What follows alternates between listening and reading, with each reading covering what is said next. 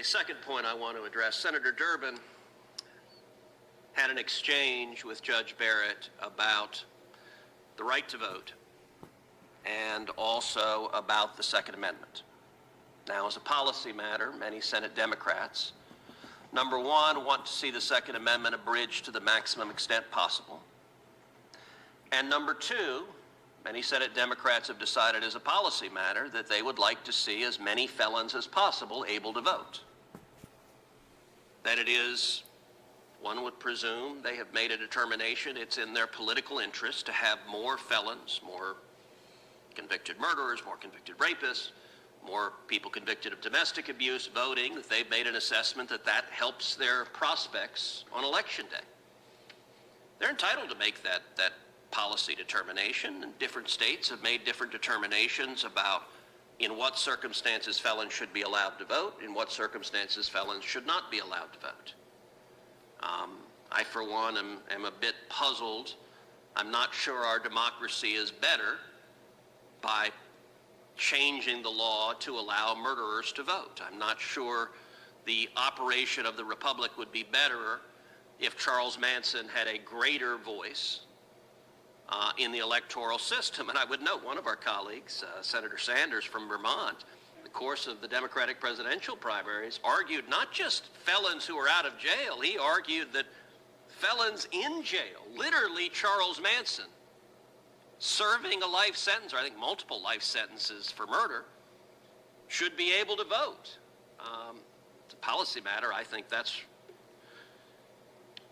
pretty out there. But the interesting thing is, Judge Barrett wasn't called upon to make a determination whether as a policy matter every felon should vote or no felon should vote or somewhere in between. Rather, she was doing a very different thing, which is applying the law. And Judge Barrett, did I hear you correctly that when you were describing your dissent in the Counter case, that one of the reasons you said that there was a difference in the law as it concerned voting versus the Second Amendment is because the 14th Amendment, the text of the 14th Amendment explicitly contemplates legislatures making restrictions on voting based on whether you've committed a crime? Is that right? That's right. And I actually have the text of the amendment because Senator Durbin was highly critical. As a policy matter, he wants those felons voting.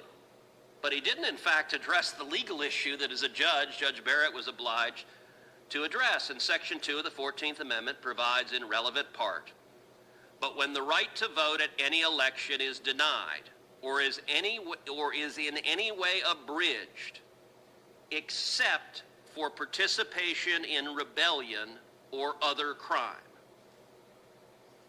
Well, Senator Durbin may not like that the 14th Amendment explicitly contemplates that if you commit a crime, if you're a felon, you may forfeit your right to vote, but that is in the text of the Constitution.